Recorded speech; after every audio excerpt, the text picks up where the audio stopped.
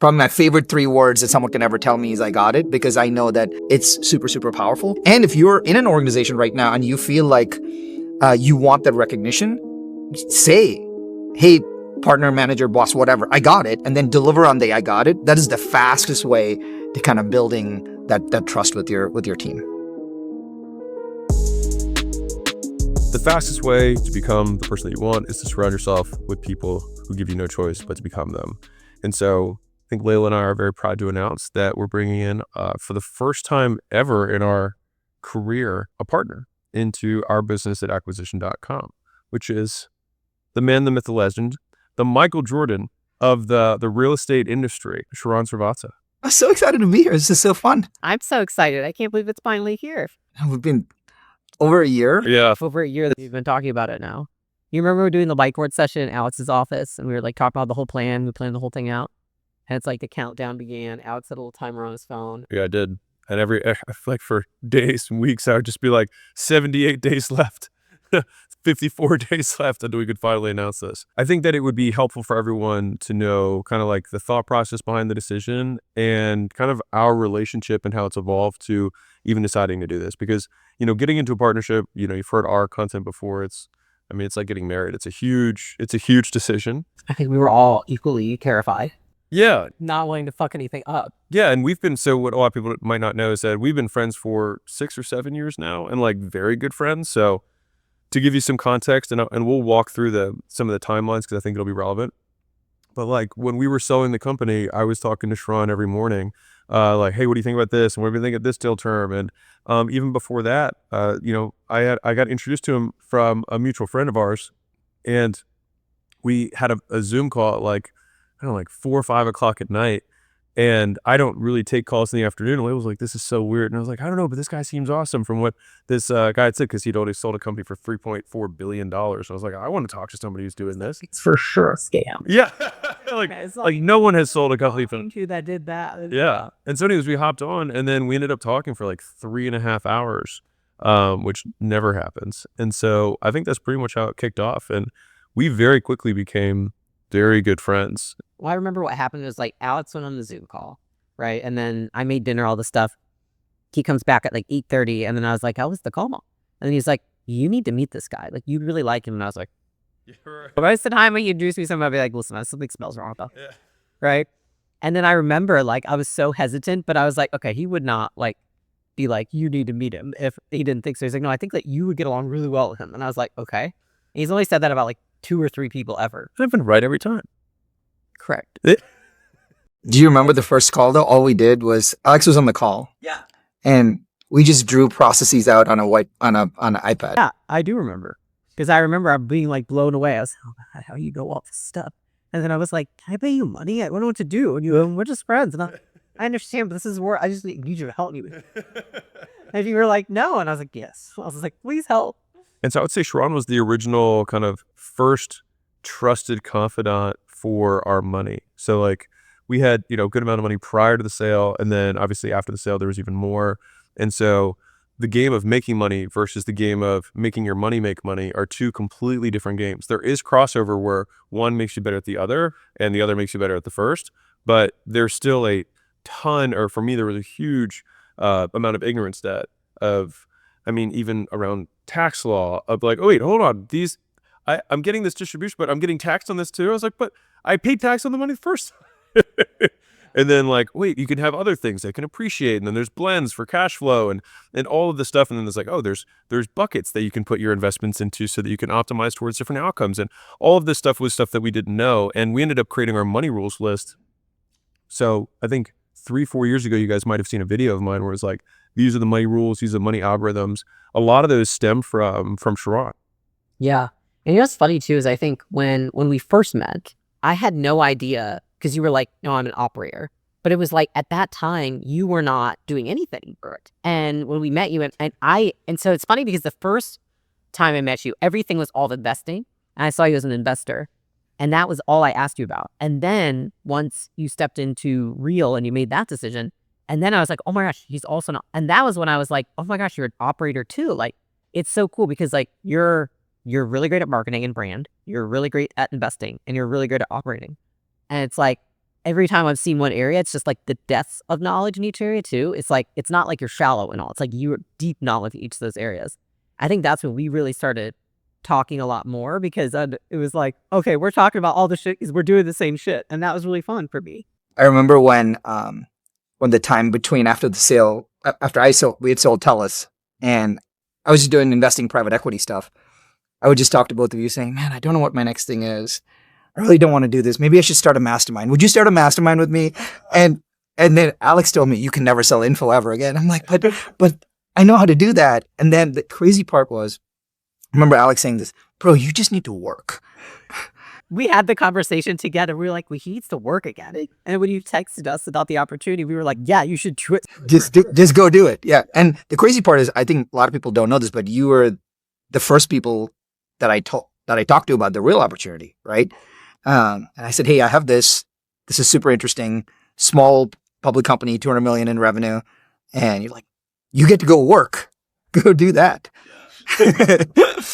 It's so funny to like sit back and think about it all, because I think, as I was like thinking through before we sat out here, I was like, how did this conversation even start around us all working together? Because I had obviously talked about Alex for years before. We'd have talked about it with you, and it was more of like, I was like, oh guys, there's some way we could bring Sharran on the board, or like bring him in as like how do we involve him somewhat in App? That it was just like something I didn't know how to do. And it's like, normal if I remember telling you, I would ask Sharran about this, but I can't ask him about it because it's him. And then I'm trying to think about, do you guys remember how we started having the conversation? I know exactly what happened. Really? So we were at dinner, and then I said, man, I think I've hit all the big goals. We went from 200 million valuation to $1 billion valuation. And I said, I'm done. I think I'm just going to retire. And Alex just laughed. He's like, you would be so bored being retired again. You should just come work with us, and we could do it for a long time. And I was like, you don't want that. And that was I was like, no, I do want that. You should totally do that. And so I'll give you a little bit of backstory. We'll Quentin Tarantino this. We'll put the pieces together. But Sharran came here as an immigrant, as the only child. His parents sold their belongings to get him a one-way ticket so that he could be here. And then immediately you met a mentor who took interest in you with your very thick Indian accent, which you can't hear anymore because you worked on getting rid of it. And then did you get accepted into a program? What was the gap there that got you into like that software company? So how it all happened was, for my senior paper in college, I wrote the senior paper in computer science, and I pitched it at a programming contest at Berkeley. And one of the judges said to me, after I pitched it, saying, hey kid, you're not going to win. I was like, thanks a lot, but that was a good idea. I just funded a couple of the guys. I think what you are sharing would be perfect for them. And that was my first foray into, having a startup. And so I actually lived in my aunt's basement. I had no money, and we were building a startup down Sand Hill Road, raising cash. And this was during the boom. So we raised 20+ million dollars and then sold that business, overall. So it was all by chance when I was of my senior paper pitching at a programming contest. And so you got the exit money from that deal and learned a bunch of stuff about deal making in that process, which we'll get to another time. And then you took off for like 6 years, 5 years to play professional tennis. And so plays professional. He's like, oh, great. I'm done. I don't need money anymore. I'm going to play tennis for the next 5 years. Can you imagine Alex explaining this story to me after you had told? I was like, I was like, yeah, this guy's a tennis player, and he's Indian, and he's a billionaire. It's awesome. I was like, and so after that though, you're like, I need to get back to work. So then you went to get your MBA. Yep. Yeah. So went to Vanderbilt. So he's a fellow Commodore. For those of you who don't know, I also went to Vanderbilt. Community college. Yep. Community college. Western. That's what the kids call it. Anyways, so goes to Vanderbilt for the MBA, and then goes from Vanderbilt into Goldman Sachs, on the credit side, right? And then calling all these business owners to, talk about financial products and investing, things like that. Is that how you found TELUS? Yeah. So one of my clients was also an investor, just had invested in this real estate company. He said, hey, I invested in this real estate company. Can you come take a look at it? And that's how the TELUS process started. And so TELUS was how many years? 5. So in 5 years, Sharran went in, bought a huge chunk of the company, and then took it. What was the total, the revenue volume you were saying you were doing in terms of real estate? Gross volume was 300 million. Yeah. So we went from 300 million in gross volume to 3.4 billion. 3.4 billion in 5 years. And then they sold that company, and then that got integrated into Douglas Hellman. Yeah. And so after that sale, he then was like, okay, I'm going to do another 5 or 6 year stint of the Sharran, what do I do with my life? Investment. Okay. I have so much money. What do I do? Dude, I remember the first time when we hung out with you during that stint too. Like, you were like, you guys want to go to breakfast at like 9? Or Yeah. I remember when we were so stressed. We're like, breakfast? It's like in the middle of my day. So, an ongoing joke that you don't know that you're like, Sharran, the only person you do breakfast with. Only. Literally, I say no to every single. No idea. Oh, Yeah. there you go. It's like you eat from like 9 to like 11:15, and it's like, well, there's my entire morning. I'm sorry. We also drank like 14 cups of decaf, so So it actually starts hitting you like calf when you drink that much. But anyway, so you did that, and that's, I mean, I say that jokingly, but Srillo Capital got started, and then that was really the family office component of it, where you did private equity and venture side investments, and then a bunch of real estate stuff as well, obviously, because that's the background that you come from. And so you had a huge mix of doing that, and then that kind of got us to the real situation, where real was doing, 200 million, or had a $200 million market cap, and it was at 36 months.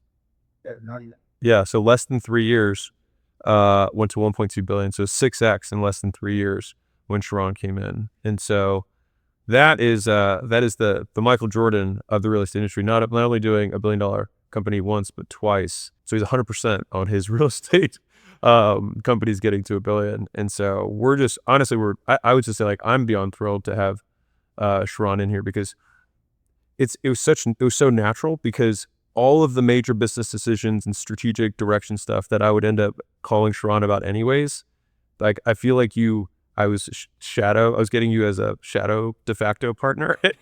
And so the integration has been almost like we just get to hang out more than we did before. Yeah, it's really interesting, because I also think during that time where you started and you were doing all the investments yourself, we kind of took your structure and mirrored it for us. And that's when we learned about private equity, when we learned about investing. We then, a lot of people don't know, we did, I want to say it was we found 7 real estate partners. And the only one that ever ended up working out was for me. Well, I'll say the ones that worked out well. Yeah. But it worked out well. Yeah. Okay, sorry, anybody else. But they'll did hit impressive returns and deals were reviews. Then when you went into real, we went into acquisition.com. It was almost like not the same time, but like around. Right? Yeah. So, very similar time frame. And then that's when I think we started talking more and more about, we shifted from investing to business. And then as acquisition.com started taking off, and then you had, like, I don't know what the next step is, then it was like, it just felt like it made so much sense. And I think we were all so worried, like, is it, like, how's it going to be? And it's funny, because I remember your first day, like, when we sat down in a meeting together, it was like, I was so nervous. I don't know why. It wasn't even my meeting. I was just shadowing. And then it was like after 45 minutes, and then we're like, by the end of the day, it felt like this has always been how it's been. Does that make sense? Yeah. And like now it's like, I can't imagine the fact that we didn't work together before for all those years. It's crazy. well, we kind of did. Yeah. I was just not on the official Slack channels, but That's fair. Not on the org chart. Told me about this. I'm like, I know. I think my favorite kind of part of the story is I got to see gym launch and sale. I got to see the early idea of acquisition.com. I got to see acquisition.com version 1, the building and the growth of headquarters, acquisition.com version 2, and then all the stuff we're planning for the future. And so it feels like I've had a chance to see and be a part of it from the outside looking in, but the inside looking in is even cooler, which is the best part. Yeah. It's super fun. I think for everybody watching too, as we're talking about this, I think a good lesson to take away is, like, I think one thing that was really apparent to me early on, at least, is like, why did Alex say, like, oh, you'd like this guy, right? He said that because most of the people that he would, we talked to, and I'm sure you had the same thing. It's like, they just want money. It's like, they're in business. I think it's like, there's people who are in business to make money, and then people who love business and love making cool shit and then make money by consequence. And when I met you, it was clear that you were the type of person that you like being excellent and building great business, and money comes as a consequence of that, right? Money comes as the consequence of the fact that you actually really love people. and that you're a really great person and that you have values, that you value your family. And like, there's just so few people who have that, where I think for me, especially, like, it's so important to me that anybody that we work with doesn't just have this one area, like they know how to make money, but they also can build a great business. They're great to their team. They're great to their clients. They have a great reputation. They have a great family life. They take care of themselves personally. And it's like, when I met you, it was so clear that you have all those. You weren't just like one area and sacrificing all the rest, because, you know, I think there's a difference between like building a great business and making money. We all know that. And so I think that's why also, just like very early on and throughout the process of us being friends, I think the reason it's so easy to be friends is we have shared values. Well, I'll tell you this one thing, and I learned this from both of you, which is you can't just be good at one thing. And to win in life, I'm sorry, you have to win at everything. And sometimes you have seasons of life where one takes precedence. Like Alex will say, I have the season of no, or you say, I'm working on my health. That's great. But you have to win at everything. There is no other choice. And I bet people are thinking, well, how did they negotiate? How to do the financials of the deal? And I want to tell people about this, right? The depth of the relationship allowed for the deal terms to be really easy. And for everyone watching, Alex and Leila said, hey, just write us an email with what you're thinking. So I wrote an email, and then they hit reply all, added counsel, and say, please draft this. That's all it was. That was the whole negotiation, which would have been months and years for most people, arguing over terms, etc. We had none of that. I've been through a lot of these in my life, and I will tell you, it was the most gracious, the kindest, and nothing reaffirmed wanting to do this personally for me when all that y'all did was hit reply all and say, just paper this. It was literally the same. It reminded me of like, even just like in any great partnership, right? It's like, everything's been done ahead of time. So then it makes the hard stuff easy because you've already worked on the hard stuff. Yeah. And that's, I think, a good lesson for everybody, which is if you're getting to the point where stuff's breaking down on a final deal term, means something else was majorly wrong before. And so if you can get all of that in alignment, the deal points are very simple. I want to hit on something because I think it's important. So I said it very casually at the beginning, but Leila and I have never had a partner that we've basically brought into our kind of like the holding company. So like Gym Launch, we own, I would say virtually 100%, some executives got small pieces, but I wouldn't say that they were partners in from a decision-making perspective. And acquisition.com was structured the same way, or is structured the same way until now, where it was just, Leila and I, and then from that holding company, we would make investments into other businesses. But this is the first time that we have ever brought someone in. And so obviously, like, I've spent the last, 5 years from a content perspective and the last 13 plus from a reputation perspective, building a reputation. And so bringing someone in at that level was a serious, decision. And if you're thinking like, okay, well then why would they do something like that? Like, couldn't you just try and find somebody you could just hire or something like that? There come certain levels of skill and experience that are unhireable. You know what I mean? Like, there's the deal that OpenAI did with John Ivey, where we're like, he's now just basically a co-founder status of OpenAI because he brings such a depth of experience and a network and a skill set and that to replicate that, it would be both impractical and likely, I don't want to say impossible, but the effort to replicate it would detract from the whole overall. It's like you would have to have like two companies to replicate what Sharran can do. And so the vision for where we're trying to go, if anything, is that this has just expanded or brought the future closer of what we have always wanted to do with acquisition.com and tried to pay down ignorance death as fast as possible with somebody who has, I mean, more experience than anyone on the deal side, on the real estate side, the private equity side. Like, he has so much there. But then obviously from a scale perspective, in the trenches, building $2 billion companies all within 5-year periods. I mean, I'm very upfront about the things that I will always reinvest in our ability to do more. And this was a serious call. And I mean, you think about it, for me, it's like, you're going to associate someone really heavily with your brand. It's a huge bet. There's risk, but Sharran felt very much worth the risk because I think what we're going to do together is going to be really big. It's funny. As you're saying that, one thing I realized through the whole process is not one time did I have a doubt. Yeah. Like, not one doubt. Like, I never felt bad about it. I never had any like hesitation. I just worried that I was going to fuck it up somehow. And I still to this day, I think we both have that. Like, I'm hinged on that. Like, what am I gonna do to fuck it up? I haven't. But he isn't. It's just us. It's just us. I sleep fine. I have more. I know. I just take it all for both of us. Every deal we've done, like I always am the one doubting and hesitating, and I like literally never, like it always felt good. Like it felt really good for me the whole time. I think part of it too for like people that are listening is like that's the logic side of it. I think there's another side which is like none of us have to do this. Yeah. And because of that, I look at it as like what's the biggest risk to any of us not achieving our dreams? Ducks, acquisition.com, like all of it is that we stop. And why would we stop? Not because we can't do it, but because we don't want to do it. Because we don't like it. Because we don't like it. Yeah. And so like I think about it and I told Alex, I was like, I'm getting to the point where it's like, I just want to do stuff I love with people I love. Mm-hmm. And so it's like, you bring in people and you become partners with people that you feel like I will have a higher quality of life within my business and enjoy myself more if I get to work with these people. I think that's really important. And so I think for anybody watching too, like that's a huge piece of it because people come to me all the time. They're like, I'm going to hire this person or I'm going to bring in this partner. And I'm like, do you like having dinner with them? And it's like, no, I don't like having dinner with them. And I'm like, well, what the fuck? Why are you bringing them in and giving them a happier business? You know what I mean?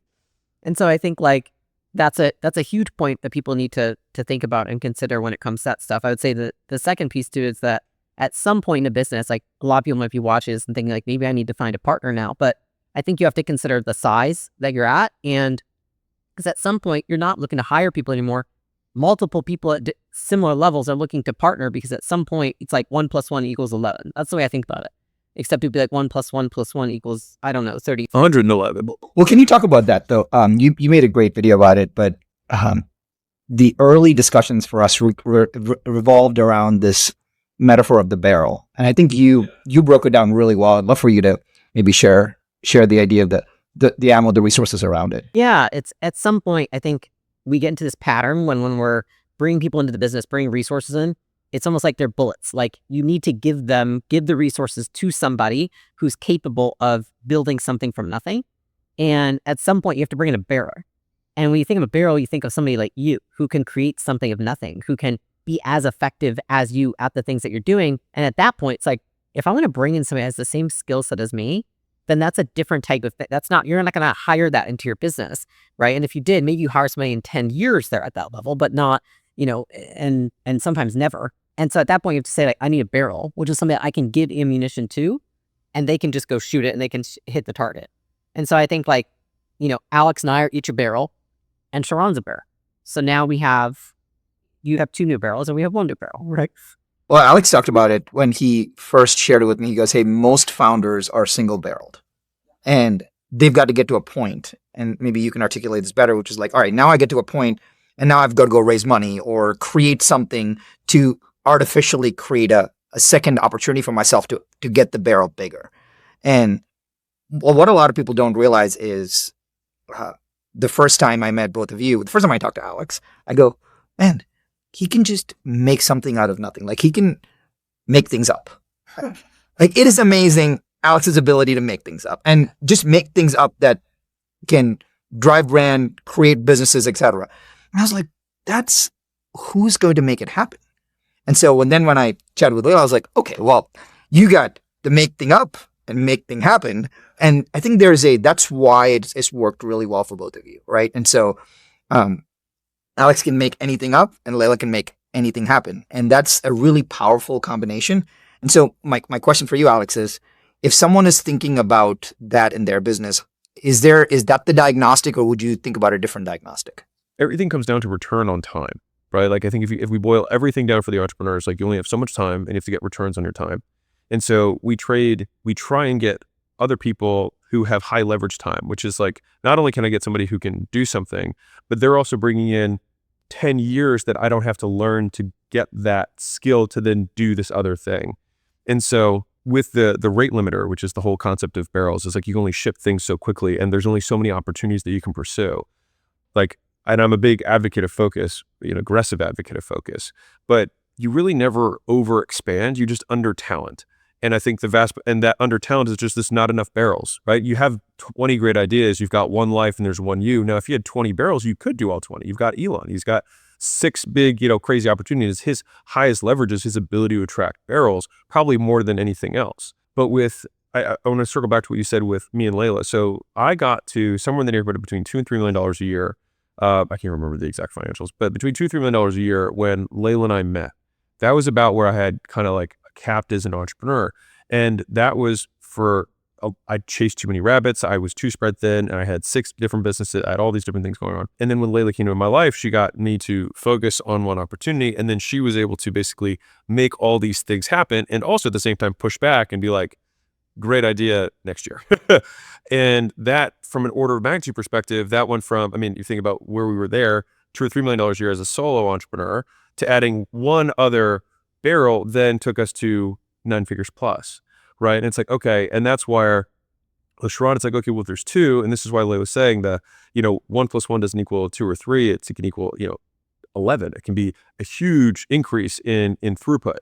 And I think that having, a third barrel makes it, we're excited about, we've been talking for a year. It's for everybody who's, curious. It's not like, hey, Sharran's coming in because we're just going to like keep doing what we're doing. Very big plans that we've been honestly laying since we started talking a year ago that have been in the works that you guys will find out about. I think that's fundamentally what we solve for, is like with the highest leverage thing is just like not having to live Sharran's life in order to do that. We can just bring Sharran in and then get the aggregate benefit of all of my life and my experience, your life and your experiences, and then yours together. And that's where the skills stack and compound.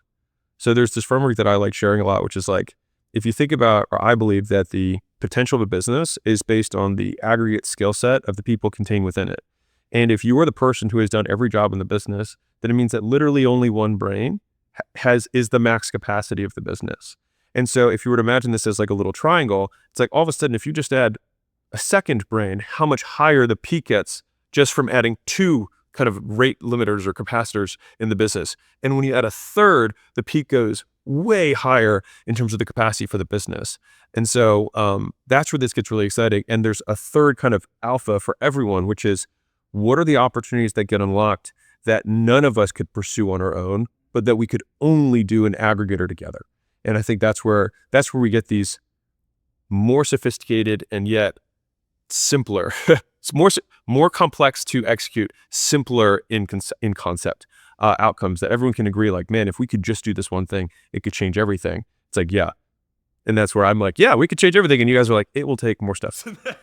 But I think it's really powerful, though, for the person listening and watching to kind of decode a little bit of what Alex and Leila just shared, is that we've experienced this. And I really, one of my favorite things about being at acquisition.com is this, where we could have a chat about something and then Leila will say, I got it. And then that's it. You don't have to worry because Leila got it, right? Or we'll be talking about something and say, I got it. The conversation is over. And the more people that can say, I got it, is insanely powerful for an organization. You say, I got it very often. And I really appreciate that. Like, Alex never got it. We sometimes have to text you under the table. This is your time to say, I got it right now. No, I actually think you made a video about this. You said, how do you get scale? You get scale when you ensure that the leverage that is transferred gets transferred without a change in the performance in some way, right? Which is insane. And so probably my favorite 3 words that someone can ever tell me is I got it, because I know that, and if they actually got it, it's super, super powerful. And when you have someone like that in your organization, I would support them, get out of their way, reduce friction, get them support, make sure whatever they want is taken care of. Not that you need a partner per se, but anybody that has that level of competence and that has that level of care, I would highly take care of them. And if you're in an organization right now and you feel like you want that recognition, say, hey, partner, manager, boss, whatever, I got it, and then deliver on the I got it. That is the fastest way to kind of building that trust with your team. Hey guys, first off, I want to say thank you. There's one person who has been sharing this more than anyone, and that is you. The only reason this podcast continues to grow is because you guys are sharing it. And my only ask is that if this has provided value to you, or you think it would provide value to somebody else, more importantly, if you could DM it to them, if you could Slack it to them, if you could text them a screenshot or a link to this podcast, is the only way it grows. And that's what fills the hole inside of my heart for the approval of others so that I can go to sleep at night. And that's why I really do this. Anyways, enjoy the rest of the pod. No, it's really good. You say I got it all the time. And it's just like, if someone says it to me, I'm just like, I will ask no more questions. Like, Because I also think that the other thing it does for the person saying I got it, which what a lot of people don't realize is when you say I got it, there's an insane belief system and a responsibility that you put on yourself. Because the reason I say I got it is I can't let Leila down. And so I will work super hard because I put those 3 words in front of Leila. And the next time I say it, and if I did not get it, then she's going to be like, what the heck, you know? So there has to be a 100% say-do ratio on I got it. You cannot screw up any time. And if you do, you're like, I'm so sorry, this is what happened, let me go fix it, right? So the number of I got it's that can happen in an organization will move the business so much faster. it's a really good analogy. Now I'm thinking about it. I'm like, who says I got it most? I can think of the top 2 people that say it to me the most. And I'm like, oh, I always appreciate it so much. I'm like, oh, yeah. Well, I'll throw this in. Like, I think bringing a partner on, I think, this has been awesome, for us. But trying to explain, like, right way to feel, wrong way to feel, I think just from a pattern recognition perspective might be helpful. One, we've been working for, not working, but like, we've been talking about this. So we've laid a lot of, groundwork for this so that we can hit the ground running. But Sharran has given me, and especially Leila, attention back.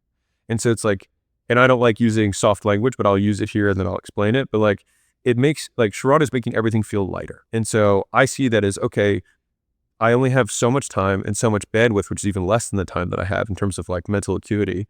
And all of a sudden having 2/3 of the things that I was formerly working on now just gone, and being done at the same level or arguably higher because Sharran has more experience with these things. So we're paying down ignorance as we're kind of learning the edge cases of what is the 9-figure to 10-figure marketing playbook look like? What is the 9-figure to 10-figure sales playbook look like? What does the 9-figure to 10-figure product playbook look like? We're trying to pay down this ignorance set as fast as we can across all these functions. But it's like, well, Sharran already did this on the public level, in a public company. And before that in Telus at a multi-billion-dollar level. It's like, well, some of these legal infrastructure pieces, it's like, okay, well, we can and we'll learn it, or we can just not have to pay the scar that I know or the interest that is going to come due later because we just pay that debt down now. I think that habit of being willing to sacrifice some today to not get destroyed tomorrow has served us really well. But from a feeling perspective, which I don't really tap into very much, it just things feel lighter. And I think that if somebody comes into your organization, also works at any level, but if someone comes into the organization and it feels heavier, that person is not helping you. They're not putting attention back on your plate so that you can then eat up the problems that you're uniquely qualified to solve at the higher level than you're currently solving on it. Mm-hmm. No, I think that's really valid.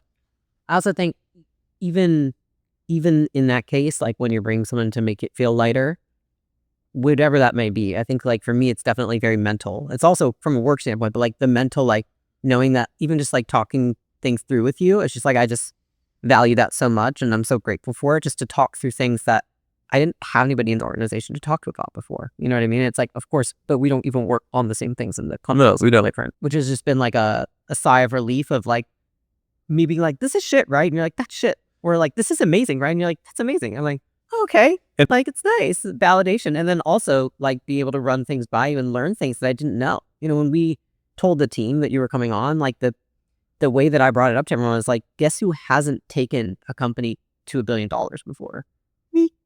And I was like, so I would like to bring on somebody who has, like, and I think a big learning for me was that, and of course I didn't talk to you about it because you were very busy at the time, but like I was so nervous to tell everybody, like so nervous. So like I talked to one of my coaches, I talked to like 2 of my coaches about, I'm like, how do I do this in a way that positions it really well? And they're like, well, what's the truth about this? And I was like, everything that we just said here, right? And they're like, well, just tell the truth. And it's so funny because I told the whole team, and that was exactly the frame I used, which was just like, I haven't done this before. Sharran has. We've been friends for this long. We've been talking to him behind the scenes for this long. Like, these are all things. And not one person had an adverse response. And it still has not.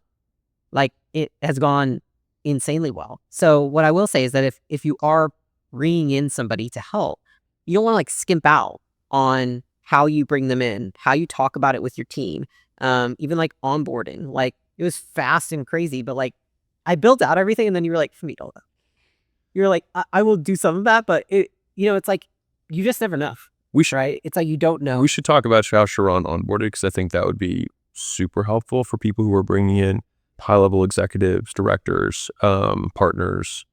Do you want to hit on that?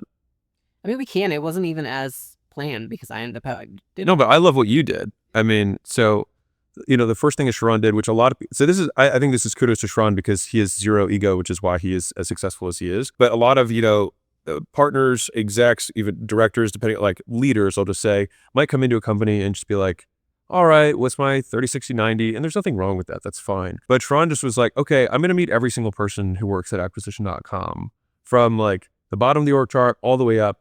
And he was like, this gets me so much rapid context, and I'll have rapport and he basically onboarded himself within 10 days and talked to 100 plus people in that period of time, and was like, he came back, he was like, I understand what's going on now, which is better than like you trying to write a 16-page document because the thing is it's always going to be one person's perspective. Whereas if you get 100 different perspectives, you actually get such a three-dimensional view of the company rather than 2D kind of paper version. I'll also say that from a speed of growth perspective, if we think about the speed of a business can be derived from the speed of their ability to make decisions, right? Well, it's like, then what speeds up decision-making ability? So one part is data. Well, actually, data is going to be the biggest one. But when you don't have, in the absence of data, you have patterns, right? You have basically past data that you can extrapolate into the future. And so to your point, Leila, it's like, we might say, hey, based on reasoning, there's some logic and what we know about the world, we believe this is a good direction or a good decision. And having someone who has that pattern that's already recognized, be like, yeah, already did that.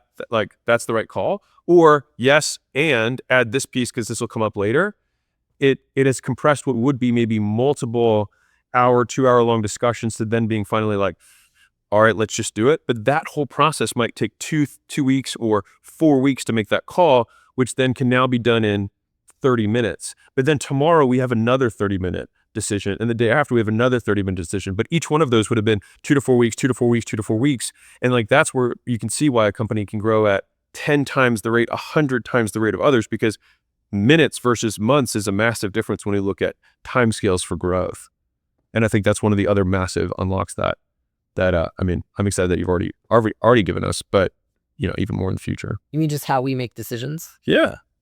Yeah, I think part of that too is like we're usually like this, and I feel like you have the unique, like you've done a lot of things like by having both the sets of skills. So like you can flex on either side, and so like you bring a really like rounding middle ground. Well, thank you. But I think the interesting part about the onboarding, which people need to know, is the thoughtful, like Leila wrote me a 16 to 20 page onboarding plan, which was amazing because that allowed me to say, all right, let me read through that. And the interesting part about that was not the plan itself, was seeing Leila's thought process on how the world works. And I think that most people will just say, okay, cool. Hey, let's do a press release and bring this person on board. And hey, for the first few months, just meet people. I'm like, no, you are 90 days of like ramping up. That's crazy. Like you need to make impact today. And so Alex hit the nail on the head, where if the organization is somewhat larger, especially if there's a hybrid component to it, you can't wait for rapport. You need rapport and patterns very quickly.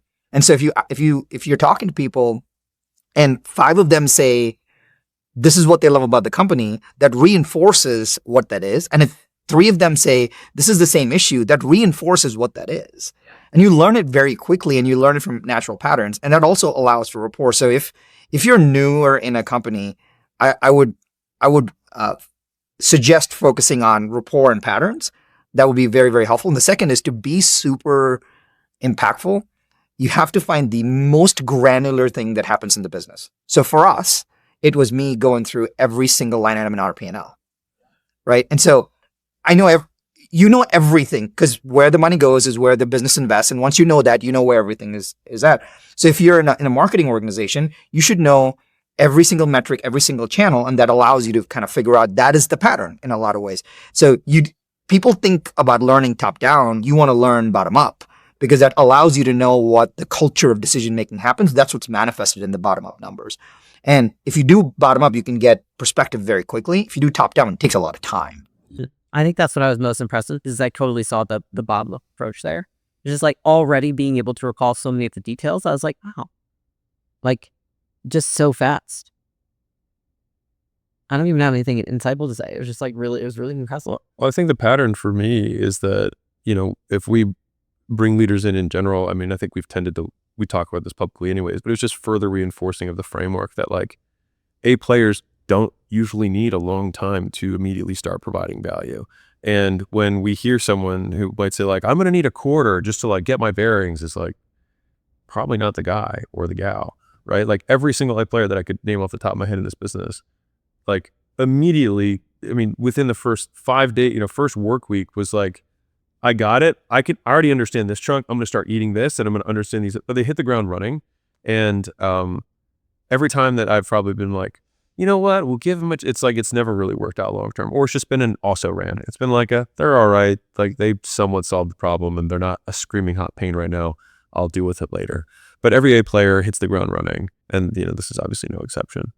I would love both your perspectives on this, and because hopefully this is helpful for folks watching as they're bringing people on or you're coming onto an organization, is you want to deliver artifacts as soon as possible.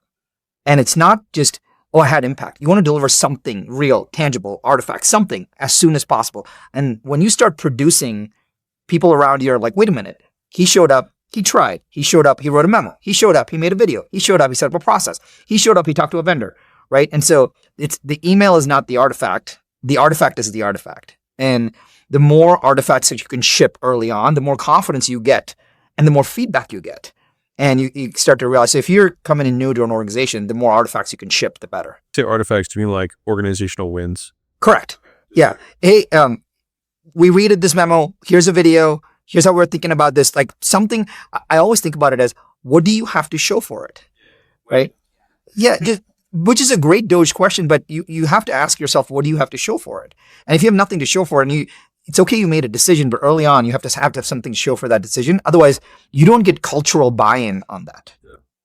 One piece that people discount a lot, which is like, I explain this to people, I'm like, listen, I can know what you're doing, but if the team doesn't see wins from you, they're not going to like assimilate you into the organization, right? They're not going to know, why should I listen to this person? Because you're like, oh, well, no, ask Leila. I'm doing all this for 8 weeks behind the scenes. They're like, okay, whatever. And don't be behind the scenes. Don't be behind the scenes. The two biggest pieces of advice I give to everyone that asks me, 'cause we have so many new people, they're like, what can I do? And I'm like, one, don't tell people what to do when you're new. Like, don't go around telling people that something they do is wrong. Like, that doesn't make you smart, doesn't make you cool. That's not why you're here. Like, just watch. Just watch. I was like, the second thing is offer to help everybody. I'm like, just offer. Just like, hey, is there anything I can do to help you? Is there anything I can do to support you? Don't, like, if you do those two things, it's like, and one thing I've noticed with you is you're like, how can I support? How can I help? Is there anything I can do for you? Like, constantly asking those things. And it's like, even if someone doesn't need something, it's like they feel like, oh, they asked that they can do something for me and they're brand new. You know what I mean? And you always gain rapport from kind of the servant frame, right? It's like, it's not telling them what to do. It's asking them what you can do. Just a small pivot.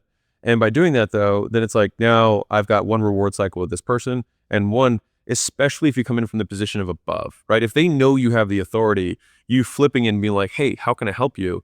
Is like, I think that's the authority hijack, right?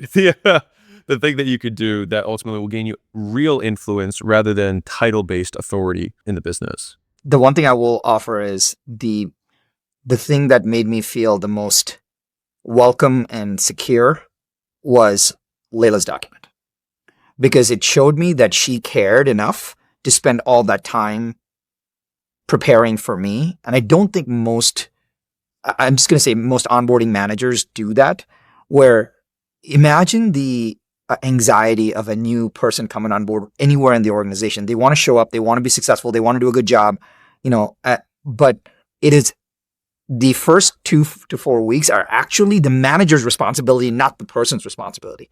And us putting in a little bit of effort up front, showing them that you have saying, hey, this is a plan. Here's the onboarding plan, shows that you care so much about the person coming on board, as opposed to, oh yeah, we'll just introduce you around and watch her. No, you don't want to do that. And so I publicly want to thank you. I know how much effort went into that, but that allowed me to see your thinking and also feel your care, which we have a bunch of new leaders coming on board that are going to work with us directly, and that you set the bar for me to think about them coming on that way, and almost to guarantee their success.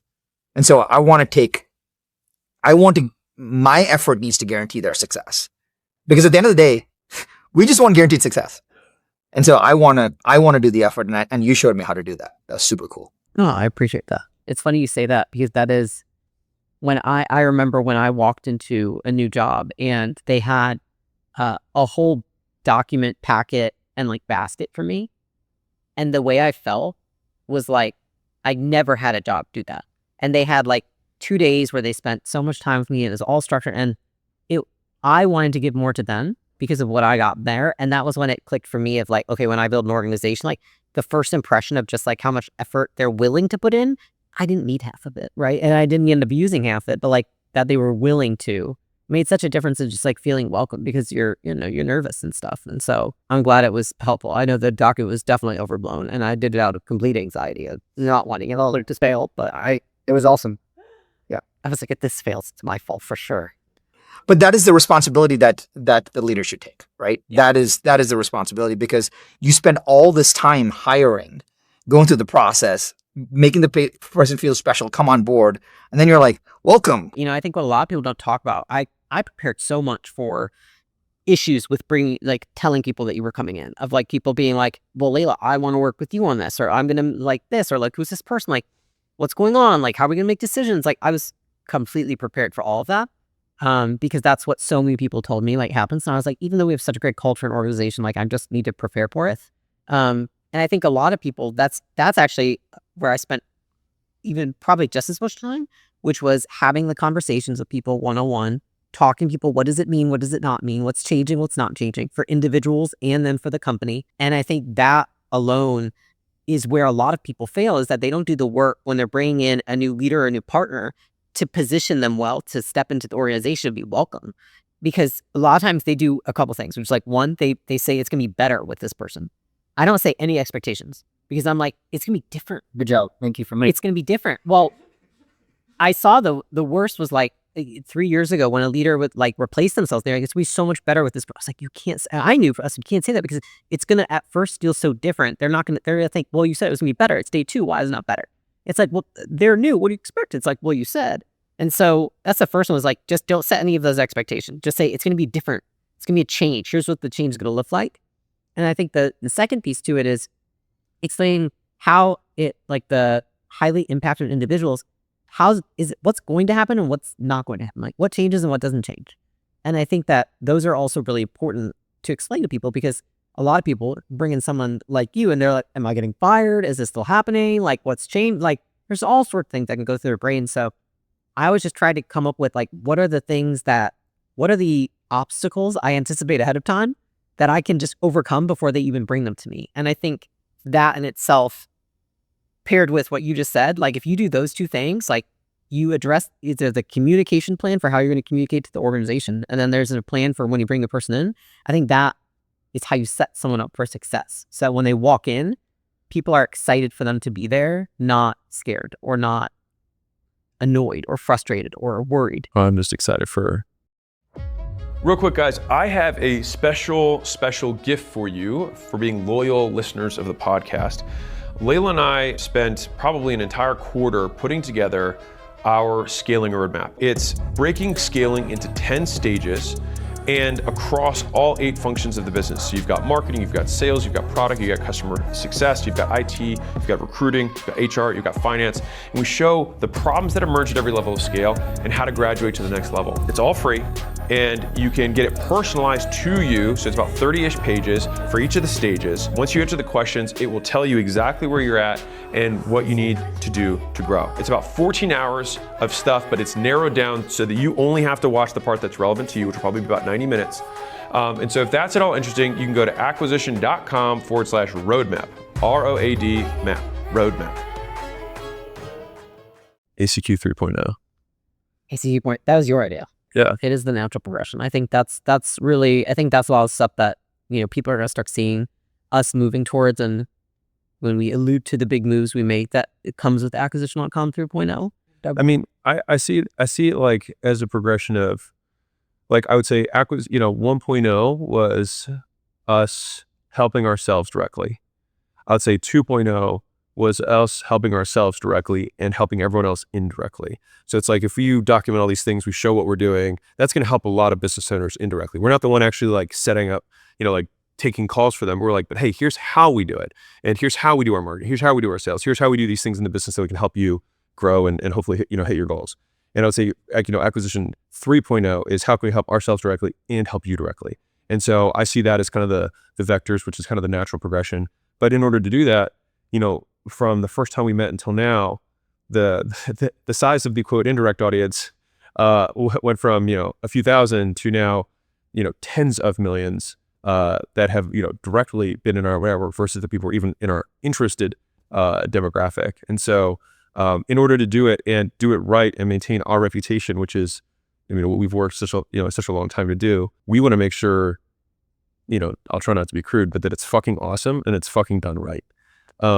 And that if we can do that, then I think that we can, get close to the kind of impact that I think all three of us want to have. Because you said this earlier, but like, it's hard for people to comprehend. It's like, Sharran really doesn't need to do anything. And we really don't need to work at all. We can just like live off the dividends from the buildings and the businesses that we own and like just work out with that. Like when I see the best entrepreneurs of all time, it's like they're able to kind of like flip their selfish interest inside out so that it just kind of pulls the world. And I think it's something that all of us have wanted to do, and it just takes more than one or two people to do it and do it right. I just think like at the end of the day, when I think about what we're building here and like how it started and such, I think it's because, at the end of Gym Launch, for example, like, we got partners and then we grew out, right? We never brought partners into the business to keep growing the business in a way that didn't feel completely exhausting. Because at some point, this isn't about the work that you do in the business. It's about the decisions, the judgment, the leadership, the experience. And that's, it's not like we're like, oh, Sharran's going to come and just do so much work. Like, it's like, I know you are because it's who you are. But it's like the judgment you bring, the decision making, the expertise, like your thinking, your brain, right? And I think at some point, especially like when we sold Gym Launch, like I was definitely at a point where like it had just run off the two of us. And I do think that I was at a point where I was like, I was okay for a minute, like in that brief moment of like thinking smaller, because I was like, oh my God, I was so tired. Like I was just like, I'm tired. Like I've been up since 4 a.m. I was going to bed at 8 p.m. and I'm a freaking grandma. And like, it would be nice to just have something a little less demanding of me, right? And it's funny because I look back and I'm like, it was just a skill deficiency, which is like, I didn't have the skill of doing a couple things, which is like building a team that allowed for me not to feel that way every day, and building a team where I actually, being tired at the end of the day was worth it because I had so much fun working with them, as well as then, okay, maybe you shouldn't be the one making decisions all day. Like if I'm making 35 decisions a day, is that really a good thing to be doing at that point? And I knew it was. Well, I think that goes to Alex's point of having the under-talented, right? And the crazy part is, how many times have we all experienced this where this didn't need to be a partner, but you hired one person and that person did so good. You're like, man, everything is so much better because Michael's here. Like that happened, right? And when that happens, imagine that over and over and over and over again. And that's when you get to do so many powerful things. It's permanent I got it's, which then you have an organization of I got it's. And then all of a sudden you create the space to then say, well, I still got some stuff. Like I can still go get stuff. But then all those I got it's lets you go get. And I think that's what allows you to build the future, because so many entrepreneurs like have this, their dream is really just a dream and never meets reality because they never have the opportunity to pursue it, because they're still stuck under talented in the business because they're constantly feeling like they have to play whack-a-mole because they don't fully complete the cycle. Like they get a 3/4 solution, but you still kind of like leave parts of yourself behind because you know that someone hasn't fully got it. I think that's the one thing I feel like the one thing. I think it's probably what I feel most proud of with this team is just like, we just have such great individuals. It's like everyone's so strong. And I think I used to be able to count on one hand how many strong people I had in an organization. Yeah. And now it's like, I would have to count on one hand how many weren't, and I wouldn't have any to put on my hand right now. You know what I mean? Which is like, Yeah. I remember dreaming of that. And so I think at that point, then you're just like, when we talk about the barrels, I think to a degree, it's like when you have the skills to build something amazing and excellent, you just realize at some point you just need to hook with other barrels so that you guys can help. It's what I talk about a lot, which is like, you want a vision so big for something that you build that everyone's vision can sit inside of it. I think right now we see the vision for acquisition.com 3.0 specifically, and we all see how our visions for ourselves, our dreams fit inside of that vision. And that's when the magic happens. And I think it's, I'll say this with jumping on the piggybacking on the talent piece, which is that I think that whether you like it or not, like, I mean, I talk to business owners that every day they're like, I want to help 1 million people lose weight. And I'm like, well, you have one brick and mortar store that has 100 customers. Like the gap between there, I think it's not even a realistic dream. It's something that they say that other people say that's amazing. And so that's why they keep saying it more so than they actually want to do it. Because if they actually wanted to do it, they would behave differently. And so they have like their thing they say and then what they actually believe is possible. And I think that when you get these other barrels in and you get more high quality talent, your scope, your realm of believability expands. And so it's great to say, hey, we want to do this thing, but like, on some level, like what is reasonable or what is feasible with our existing capacity. And so we still on some level still extrapolate forward or project forward based on what we already have. And so when you bring those other people in, all of a sudden, like your ability to see further, you're like, oh, I would never have considered that. But now that we have John or we have so-and-so, like, oh, we could actually connect these dots in a way that I never would have originally imagined because I would have thought I can't do that. And I don't know anyone else who can. But then when you meet that person, you're like, oh my God, all these other huge chunky things now enter the realm of possibility. And that creates all these new connections that then expands the realistic vision rather than the someday that'll never happen vision. It's totally fair. The one quote that Alex actually probably would say it better than me is, this really hit me hard. And I'm born a very driven person. And in my 20s, I really believed that it was about the destination. In my 30s, I realized that it was about the journey. And then finally, in my older 40s, I have finally realized that it's about the company. And it is the people that you're with, the people that you build with, the people that you grow with, the people that you can see more and farther with. It's doing it with great people is what makes you have the ability to outwork everyone else. Because if you think about the destination all the time, you're like, man, I got it. That's what the grind is. I feel like I'm grinding and I feel tired and resentful. That's what happens because you don't have the company. Or then you go through this period of growth and everything is painful. And you're like, at some point, you're like, I don't need to do this anymore. Right. But when you have great company, you're like, well, wait a minute. If I don't know how to do this, I can ask for help. Can someone else do it? I got it. And then you realize that the growing and the joyfulness becomes so much more multiplied. The reason someone asked me this the other day, I said, the reason why I finally believe that it's about the company is because of this one thing. It allows me to work harder. Because there's no working smarter. It's like you realize you have the company so you can work harder. And that's what's super, super powerful. I feel that so hard. Well, the vision also expands because the timeline you think on it also expands. Because if you're miserable, then you want the misery to end on some level. And so you're like, well, I can only really think this far out because I don't want to do this for longer than this amount of period of time. So then it creates this rush and this pressure to get it all done as fast as possible, which is very like pushing energy. Like you're like, I have to just keep driving even though I don't want to. On the flip side, if you're like, I'm enjoying the company on this process, it's like, well, in 20 years, we can build whatever we want. And so then it creates a lot more fun, and you can dream bigger if you have enough I got it's. And with those I got it, you enjoy those people. Then it's like, well, what do we want to do?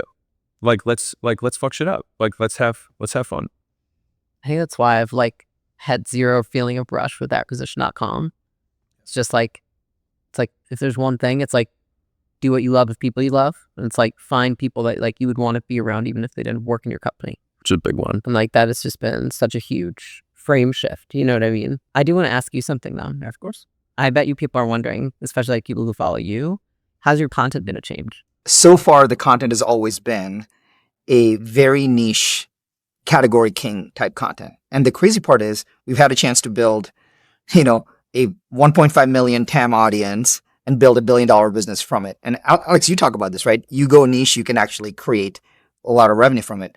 But I remember being at brunch with both of you and with my son Neil, and the idea of making content about what you're working on. That is the thing that I'm truly excited about. I read this quote, which was like, to write the book, you have to first live the book.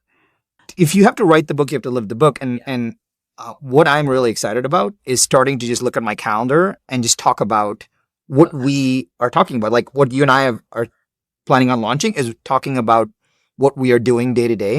And I think that is the thing that people are missing. They don't see that. They see a lot of the how-to stuff, which is cool, but they don't see what did you do to help your business grow. So I'm looking forward to living the book and writing the book simultaneously.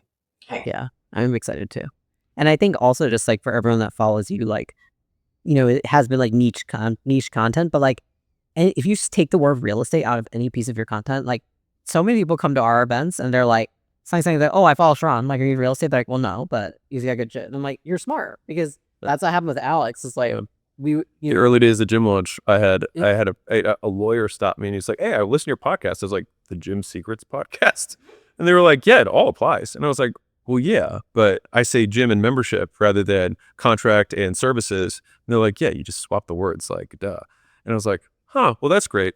But I mean, Sharran, like, one of the things that also made Sharran unique for this situation was that he understood content. He understood personal brand, which is, how do you take, like, when you talk about unicorns, it's like, okay, you find somebody who's, you know, the Michael Jordan at real estate, which is a massive, you know, market, but then also has the ops side of running the businesses that capitalize on this opportunity, which is pure private equity, you know, like how do we, you know, increase enterprise value within the business, and the ops itself of the people, the hiring, the recruiting, the marketing, sales, all of those components.